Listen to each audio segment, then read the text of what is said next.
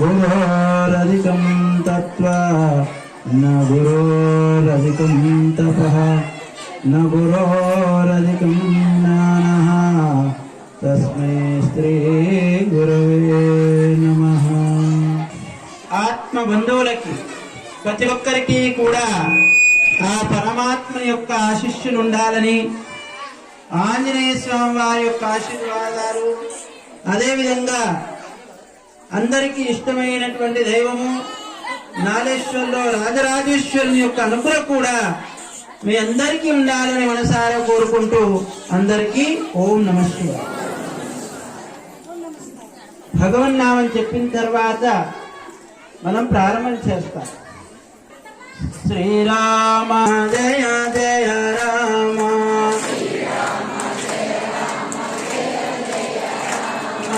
శ్రీరామ జయ రామ జయ జయ రామ,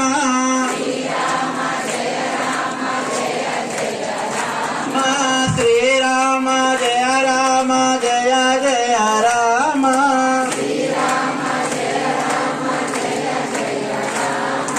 శ్రీరామ జయ. మానవ జన్మ శ్రేష్టమైనది. ఎందుకయ్యా మానవ జన్మ శ్రేష్టమైంది అంటే, మానవ జన్మకే జ్ఞానం ఉంది.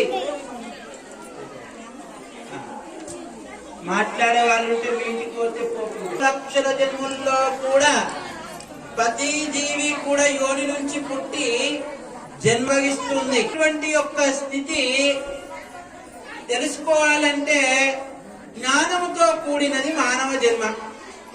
అందుకే ఈ మానవ జన్మకు విచక్షణ జ్ఞానం ఉంది. విచక్షణ జ్ఞానం ఉండడం వల్లనే మనిషిని మనిషిగా గౌరవిస్తుంది, మనిషిని మనిషిగా తెలుసుకుంటుంది.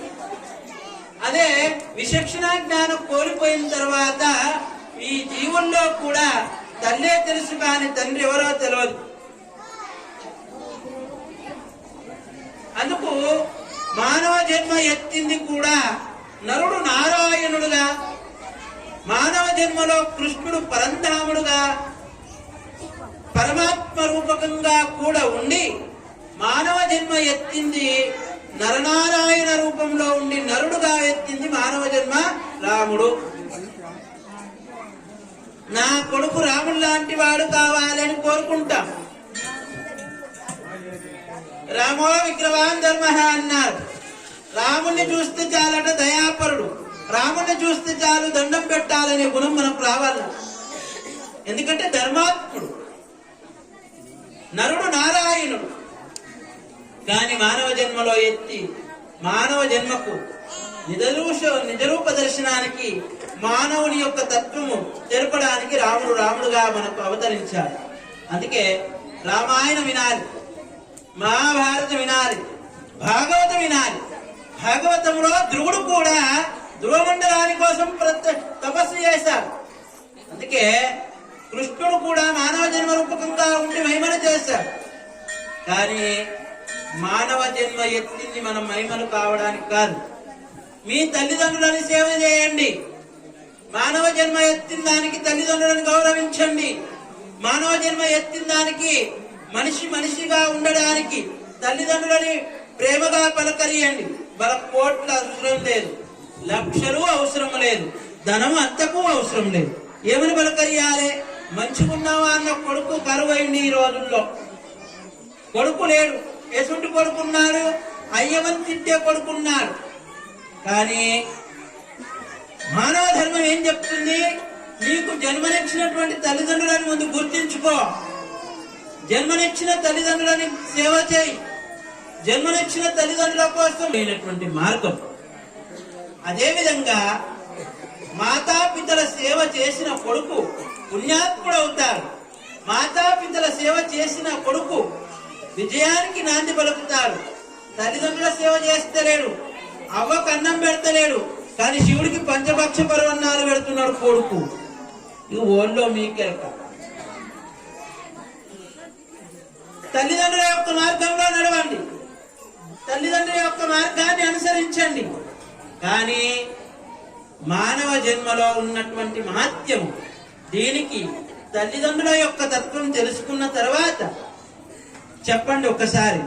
ఓం మాతృదేవో భవ,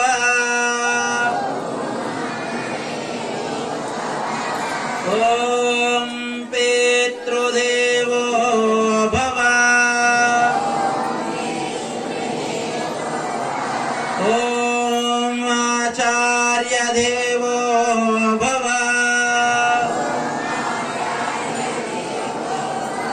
ఓం అతిథి దేవో భవ,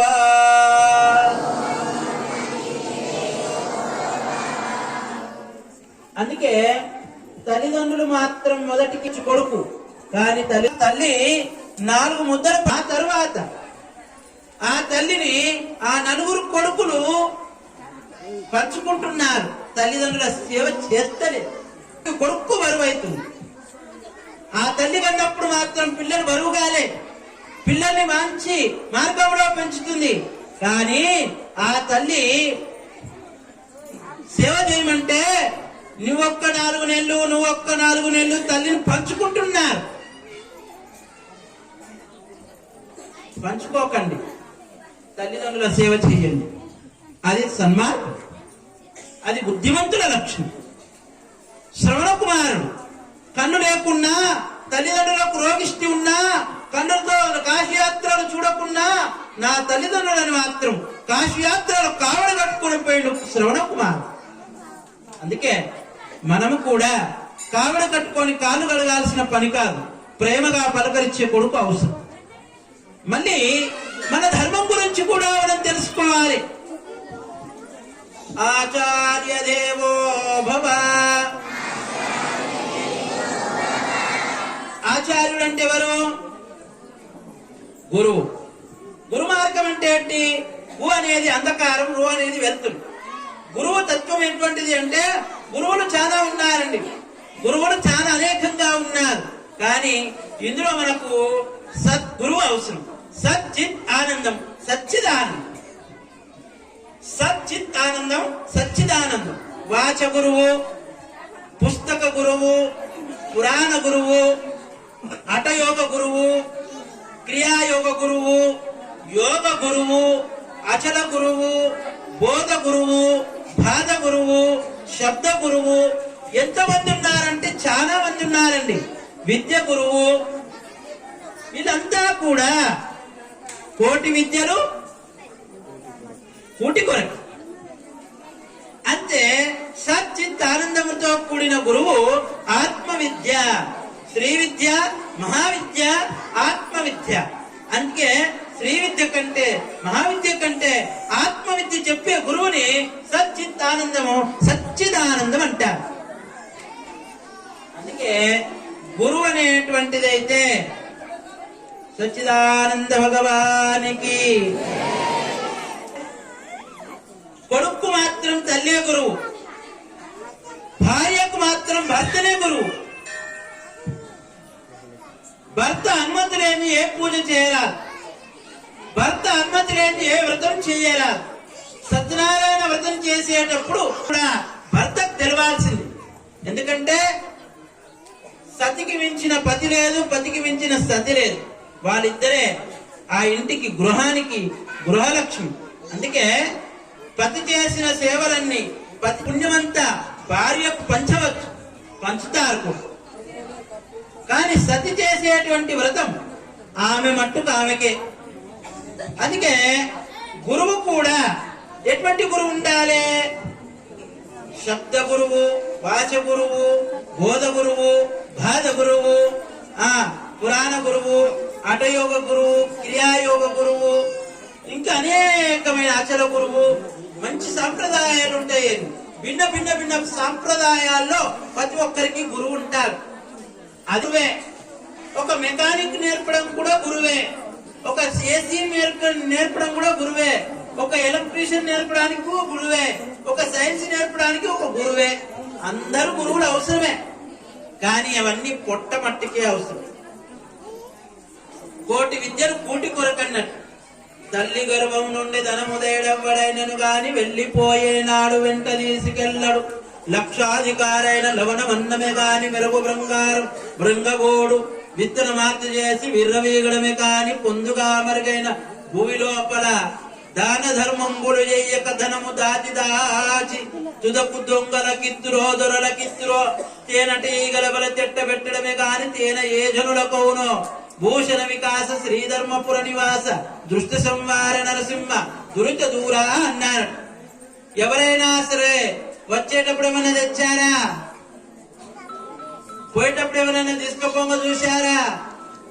వచ్చేటప్పుడు కానీ పోయేటప్పుడు కాదు. ఎన్ని రోజులకైనా ఏం తప్పది? ఏం తప్పది అంటారు, నాకు పిండి తప్పది మహారాజు అంట. అన్ని వాడు ఉండాలి.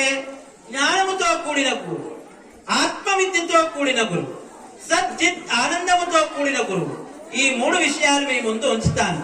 మీరు శ్రద్ధగా ఉంటే సచ్చిత్ ఆనందం, సచ్చిదానందం, సచ్చిత్ ఆనందం, సచ్చిదానందం, సత్యం శివం సుందరం, సత్యం శివం సుందరం.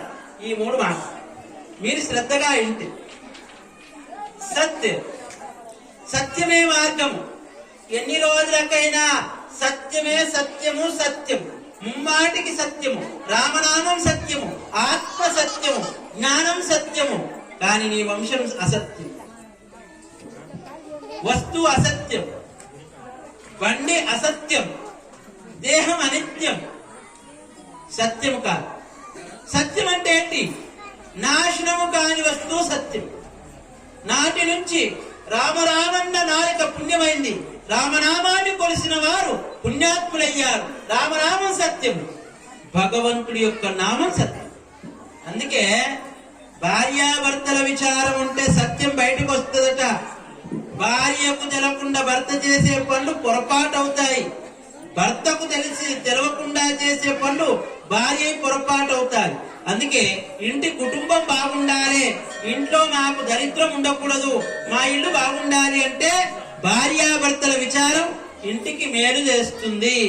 లేకుంటే భార్యాభర్తల విచారం లేకుంటే అది ప్రచారానికి ఎక్కుతుంది.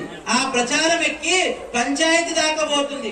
ఆ పంచాయతీ కాస్త తెగక ఆ పోలీస్ స్టేషన్ పోతుంది. ఆ పోలీస్ స్టేషన్ తో కాక అదేమైతుంది, విడాకులకు పోతుంది. అందుకే భార్యాభర్తలు ప్రతి ఒక్కరు కూడా మంచి విచారణ చేయండి.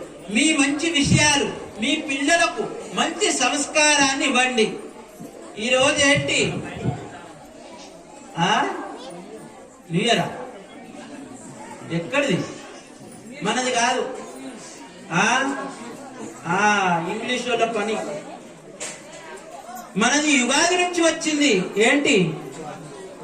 యుగాది నుంచి వచ్చింది.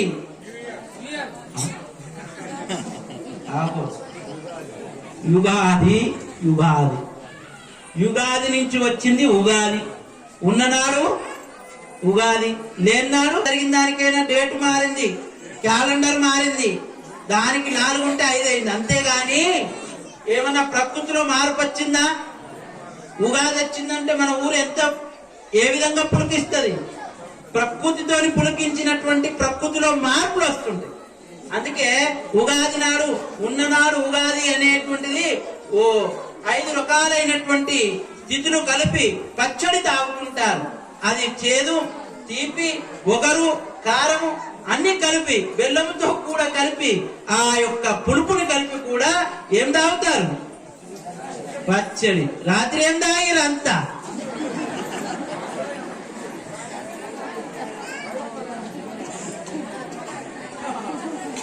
రాత్రి అంతా ఏం చేసారు కథ?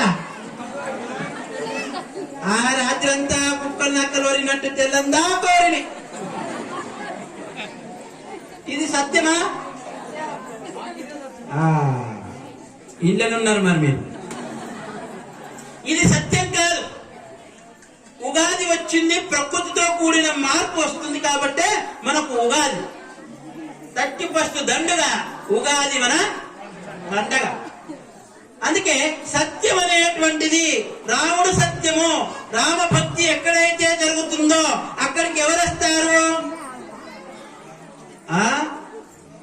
రామనామం జపిస్తే, రామనామం భజన చేస్తే ఎవరు వస్తారు? భక్తులు. ఇంకా ఆంజనేయ స్వామి వస్తాడు.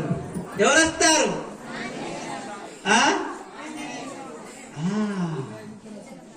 ఆంజనేయ స్వామి వస్తాడు. మరి మీరు రాత్రి చేసిన పండ్ల పూలను వస్తారా? పిశాచులు వస్తాయి. మన ఇంట్లో మంచి పని చేస్తే మంచి వాళ్ళు వస్తారు. మంచిది సత్, రామనామం సత్యము. ఆ రాముని యొక్క భక్తి చేసిన ఆంజనేయ స్వామి సత్యము. నువ్వు కూడా రామనామం సత్యాన్ని గ్రహించు. నీ దేహంలో ఉన్న ఆత్మని గ్రహించు.